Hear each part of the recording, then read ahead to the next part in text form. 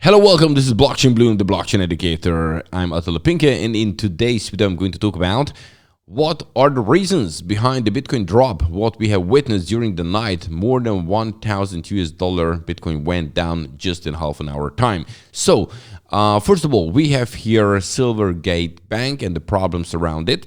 I'm going to tell you in a second. Then we have here Mt.Gox kicks off fund distribution. There's a new deadline.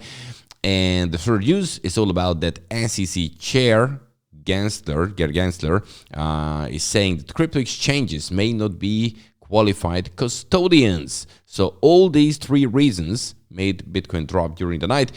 And also, very important, if you would like to keep yourself up to date, because as you can see, it's very important, simply subscribe to this YouTube channel, Blockchain Bloom, subscribe button all. And in that case, you will receive a couple of videos every single day, short videos, longer videos to keep you up to date. It's very important. And if you like this kind of content, what I'm creating, then smash the like button. It's highly appreciated. So let's hit it.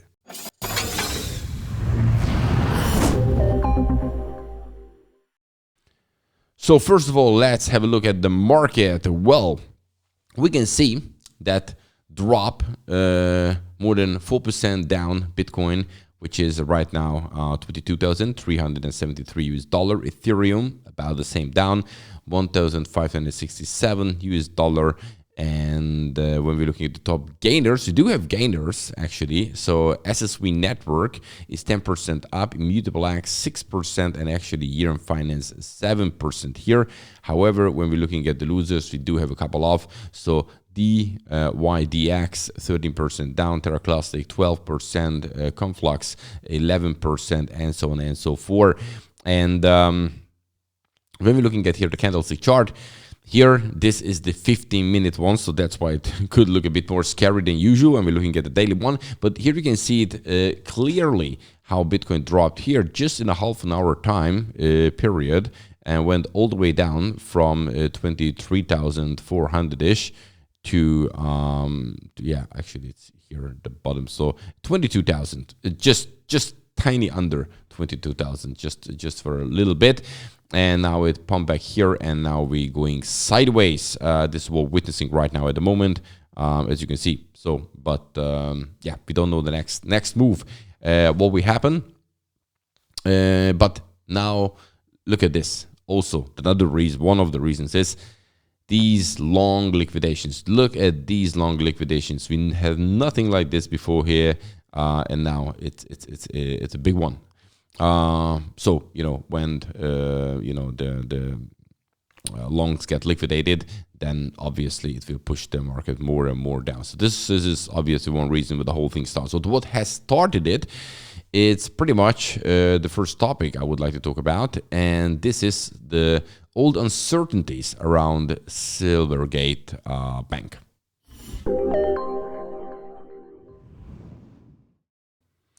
So, well, here we have Bitcoin price, you know, slides down about 5% in a short period of time. And probably the main reason behind it could be like Silvergate. And, well, you know, Silvergate is a big player, one of the big banks in the United States, which has, you know, working relationship with many crypto firms. And actually, Silvergate now, it delayed their annual 10K financial report filing, in addition to an increased effort by United States regulators attempting to restrict ties between banks and crypto firms.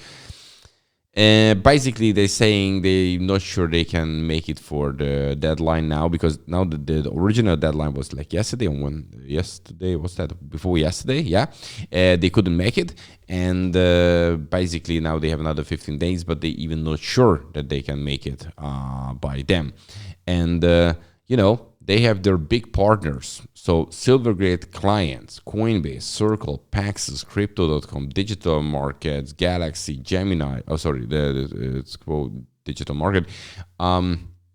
They all said they will suspend the business with the bank. So as you can see huge players said, okay, that's they're not going to work with them, and therefore their stock dropped more than 50%, Silvergate stock. But because it's strongly crypto related, it has a huge impact on the crypto industry. So we do not know how Silvergate going to continue in this year, what kind of problems they can face, and that caused a FUD. And this is the reason why you can see this pretty long two red candles actually make it three when we're looking at here the 15 minutes chart. So this is probably the main reason behind the drop. But there are two more I would like to add, and one of them is all about Mt.Gox.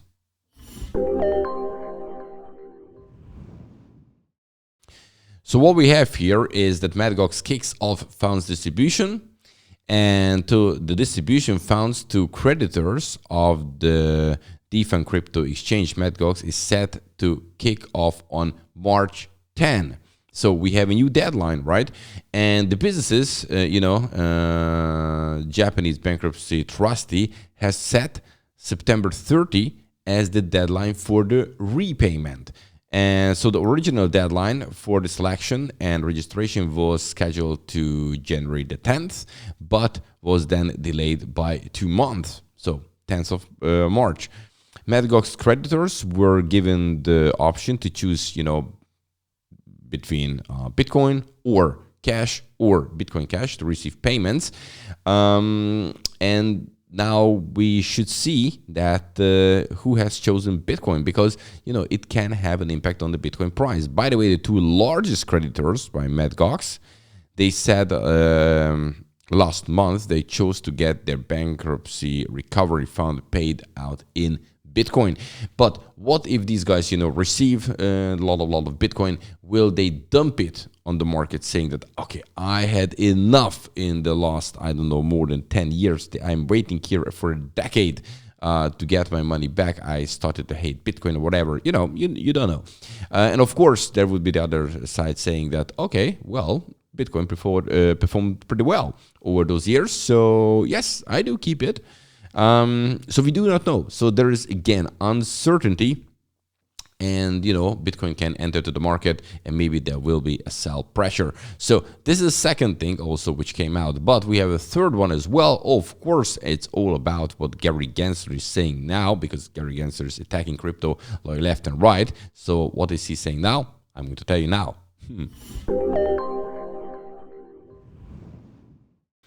Okay, so good old Gensler, saying that crypto exchanges may not be qualified custodians. So the U.S. Securities and Exchange Commission, SEC, Gary Gensler's, there's the chair, so he's the chair, pushed back on the idea that crypto exchanges could be safe qualified custodians for investment advisors. Based upon how crypto trading and lending platforms generally operate, investment advisors cannot rely on them today as qualified custodians. This is what Gary Gensler said. To be clear, just because a crypto trading platform claims to be a qualified custodian doesn't mean that it is. Right. So another FUD from Gary Gensler against the crypto industry in general, because they're attacking now exchanges. Now we have, this is, for example, but also saying that, all crypto except Bitcoin are security and they will be regulated by the SEC and so on and so forth. So just simply too much pod equals, oh, sorry, this is not the one I wanted to show you. Hey, where is it? Okay, there we go. So it's just simply too much FUD, and then we can see this drop. So we will see what's going to happen during the weekend. Anyway, don't forget, I'm going to keep you up to date. So simply just subscribe to this YouTube channel, Blockchain Bloom, and then you will get the freshest news always, every day, couple of new videos, short one, longer videos, as usual. And if you like this kind of content I'm creating, just simply smash the like button. Highly appreciate it. Thanks a lot. Have a good weekend. Bye-bye.